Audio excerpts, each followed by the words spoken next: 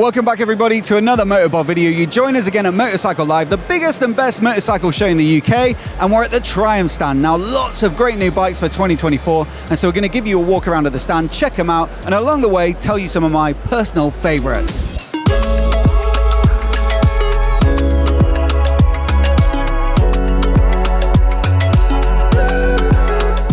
So we'll go through each of the key areas of Triumph's lineup, roughly in price order ascending, and so that means we'll start with the new budget-friendly 400 singles. Now on the one hand, you've got the more road-biased Speed 400 at just under 5k, but also for about 600 quid more, you could get the slightly taller and more rugged-looking Scrambler 400X. Now both get the same liquid-cooled 398cc single, and it makes just shy of 40 horsepower and 37.5 Nm of peak torque. So look, it's not particularly humongous power figures, certainly versus the other bikes in their lineup, but these bikes do look nice and slender. It's 170 kilograms wet for the Speed and 179 for the Scrambler. Now it is worth mentioning that the 400s are being built on Triumph's behalf in India by manufacturing giants Bajaj, and so that's one way they're hitting this very impressive price point. But personally, seeing them up close, I've been really impressed with the level of design and finish. And also, the chassis componentry looks decent too, with radially mounted brakes from Bybre and a big, chunky, upside-down big piston fork. Out of the two, I think it's the Scrambler that would probably be my pick. It's the one that just has a bit more substance to it. It's taller, the bars are wider, and so it feels less like a small capacity bike. And so yeah, I'll thoroughly look forward to testing both out, but this one has really caught my eye. We'll get hold of a press bike as soon as we can and report back on whether Triumph have actually nailed it with these two. Both 400s slot nicely into the bottom of the modern classic lineup with a bit of that Bonnie retro style, and from there you can work your way up to the 900s and the 1200s. Now what I like is that you've got a really wide selection of styles here, from the more old school looking T100 and T120 to the more performance biased Speed Twin 900 and 1200. Then you've got the Scramblers if you want that more robust aesthetic, or you can take it easy on the more laid-back Bobber and Speedmaster models. So there's pretty much something for everyone, although there are a few key changes to this part of the Triumph lineup for 2024. Firstly, the most sporty bike of the bunch, the THRUXTON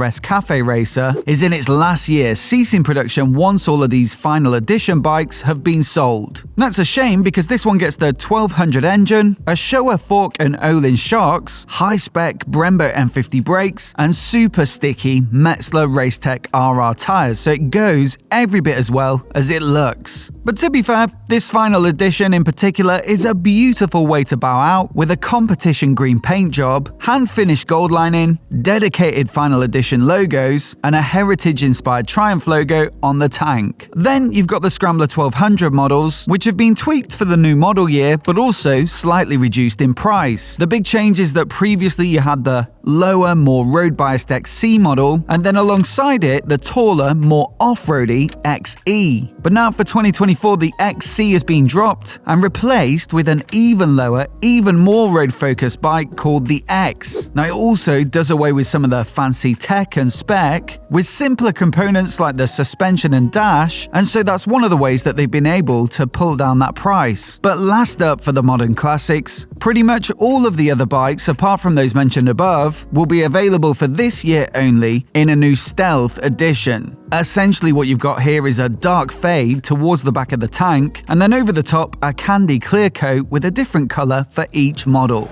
Now the eagle-eyed MOTOBOB viewers amongst you will know that I actually had a go at painting one of these Stealth editions a few weeks back. They sent it out to me, we've got it on show in the studio. It's not quite as good as the ones they've painted, it's a little bit mottled, let's say, but it was still a brilliant experience, and it gave me a real appreciation for the sort of skill and craftsmanship that's gone into painting these tanks. So much variety in the modern classics lineup now, there's plenty of bikes to choose from, but I think my personal favourite is actually the colour I painted, the Speed Twin 1200. It's a brilliantly fast bike, full of character as well. I love the feel of that engine, and it's also got that attention to detail that Triumph are so good at. Now before we get onto the next set of bikes, I just want to say a massive thanks to Quadlock for supporting the channel and sponsoring this video. You see, if you like your retro bikes like the Triumph Bonnies, or any bike to be fair without all the latest bells and whistles, then the perfect way to add navigation to your cockpit is with a solid motorcycle phone mount, and these, in my opinion, are the best in the business. I've been running mine on my Tiger 800 for years now, and I absolutely love the quad lock system. You see, the cases are sleek looking but also super protective, and the handlebar mount pro that I use is CNC aluminium, so it feels super strong and also has a nice premium feel to it in the cockpit of your bike. Then you've got some excellent accessories to pair with it, like the vibration dampener to protect the phone's more sensitive parts, the wireless charging head to keep your phone juiced up, and also the USB smart charger to run it to the battery. But the thing is, on top of all that, Quadlock have this amazing selection of other mounts, so you can use it in the car or at work or when you're out cycling, or pretty much any other use case that you can think of. I mean, look, they even have a helicopter mount. So check out the link down in the description to pick up yours, and also down there you'll find a 10% discount code specifically for my viewers for anything that you buy. So once again, a massive thanks to Quadlock for their support, and with that,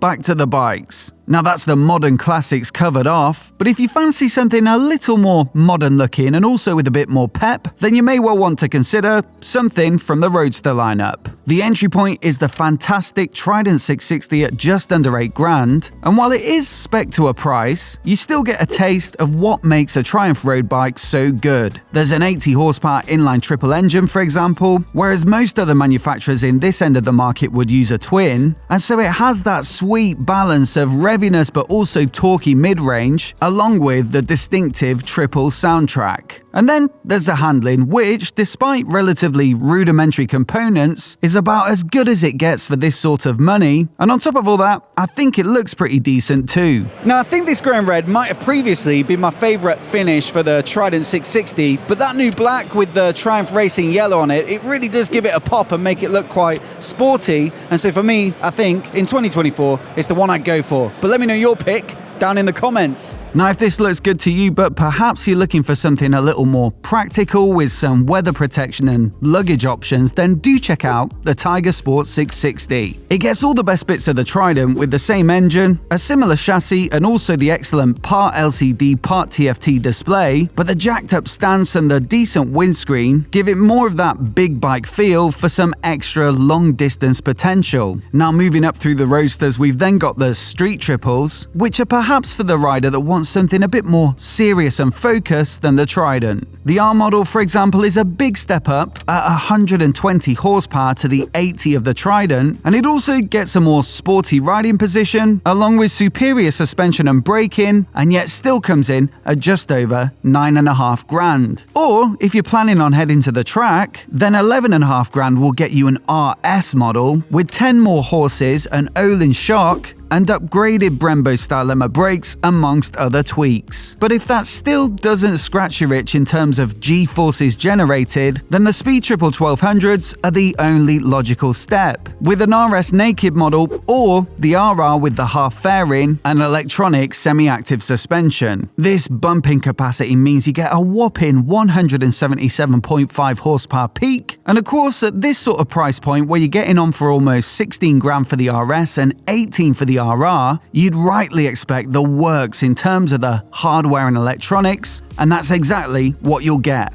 I've ridden both and they're blisteringly quick, but out of the two, there's definitely one that I prefer. Still, I've got to say, one of the best looking bikes, if not the best looking bike that Triumph have made. I really love this half fairing with the little round mini LED headlight in the middle there, and it just looks all round, this bike to me, absolutely beautiful. Now over to the adventure bikes, and in this range you've got the Tiger Sport 660 that we just mentioned as a sort of starter, and on top of that the Tiger 850 Sport, which is a little more chunky and off-road looking, and also gets the more growly T-plane crank. But the big news for 2024 is a major update to the Tiger 900 lineup, with a hike in power from 94 horses peak up to 106.5. Then you've got a new design to the TFT display and menus, a new link braking system, emergency stop lights, always-on position lights, a USB-C charger, and Bluetooth connectivity now standard across all Tiger 900 models. So yeah, technically quite a big step up for this bike, and also they've changed it visually as well. New bodywork that looks a little bit more angular, and also some slightly more punchy paint jobs. Now, I believe the khaki green was the best seller before, but you've now also got for the Rally Pro models this grey, orange and black, and I actually think it might edge it in terms of looks. Still one of the best middleweight adventure bikes on the market in my opinion, and it also, now with that extra power, might be able to challenge the KTM 890 Adventure. Looking forward to getting one soon to find out. Now on top of that, you've still got the Tiger 1200 lineup, which adds more power, shaft drive, and more electronic wizardry, including on some models a rear-facing radar for blind spot warnings in the mirrors. And still for 2024, you've got the Road Focus GT models, the Off-Road Focus Rallies, and each comes in an Explorer edition which gets a massive 30-litre fuel tank to give it some serious range. At £19,495 for the top-spec Rally Explorer model, it certainly ain't cheap, but it was the one that I really enjoyed when I was lucky enough to test all of the models back-to-back last year for its big, commanding, tall stance and beautiful comfort over distance. Now that almost makes it the most expensive Triumph you can buy in 2024, only to be pipped to the post by a couple of grand by the mighty Rocket 3. Starting at 22k, it really is a lot of money, but I think it's fair to say you're getting a lot of bike with a 2.5-litre engine, and it makes more torque than any other production motorcycle currently on the market.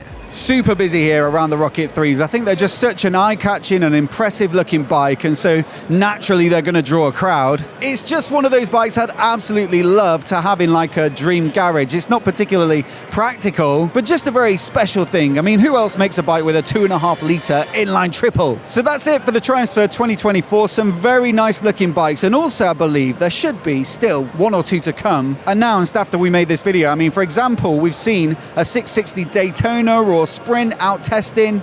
Looks very close to being finished, and so I'd expect that to come pretty soon. Still, I'd love to know what you think of them, so let us know down in the comments, and which bike would you like to take home from the stand here if they were just going to hand you the keys for one. Also, do check out our playlist for Motorcycle Live down on the screen here. It's got a full guide for the major manufacturers with a stand here. Lots of great bikes to check out, and also do hit subscribe if you've not already and you want to see more guides like this, more reviews and more motorcycle news right here on YouTube. Many thanks for watching today, and we'll see you in the next one.